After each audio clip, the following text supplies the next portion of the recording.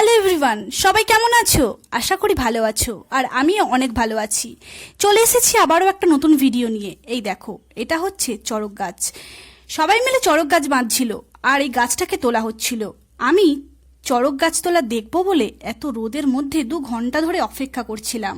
অবশেষে গাছটা তোলা হলো, আর তারপরে দেখো সন্ধ্যার দৃশ্যটা কত সুন্দর লাগছে।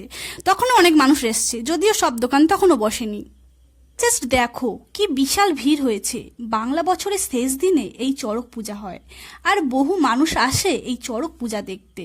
তারপরই সেই সময় যেটা দেখার জন্য মানুষ অধীর আগ্রহে অপেক্ষা করে। এটাকে বলা হয় বংশীফোর, মানে একটা কাঁটা দিয়ে পিঠে গিঁথে দেওয়া হয়, আর সেই অবস্থায় গাছে ঝোলানো হয়, আর তারপরে হরিনোট দেওয়া হয়। আর এটাই সবাই খুব ভালোবাসে, এটাই চড়ক মেলার বিশেষত্ব। মেলা মানেই জিলিপি। যদিও আমি জিলিপি খেতে খুব একটা পছন্দ করি না, তাও আমাকে বাড়ির জন্য নিতেই হবে, তাই আমিও সবার মতো লাইন দিয়ে জিলিপি কিনলাম। দেখো মেলা প্রায় শেষের দিকে, তবু ভিড় কমেনি। তখনও মানুষ কেনাকাটা করছে, যদিও মানুষের কেনাকাটার আর শেষ নেই। যাই হোক, তারপরে একটু ফাঁকা দেখে ঠান্ডা খেতে এলাম। আমি আর পায়েল ঠান্ডা খাচ্ছিলাম। তারপরে পায়েল আমাকে মোমো খাইয়ে দিল। আইসক্রিম, এটা খেতে আমি খুব ভালোবাসি, তাই ফাঁকা দেখে একটা জায়গায় দাঁড়িয়ে শান্তিভাবে আইসক্রিমটা খেলাম।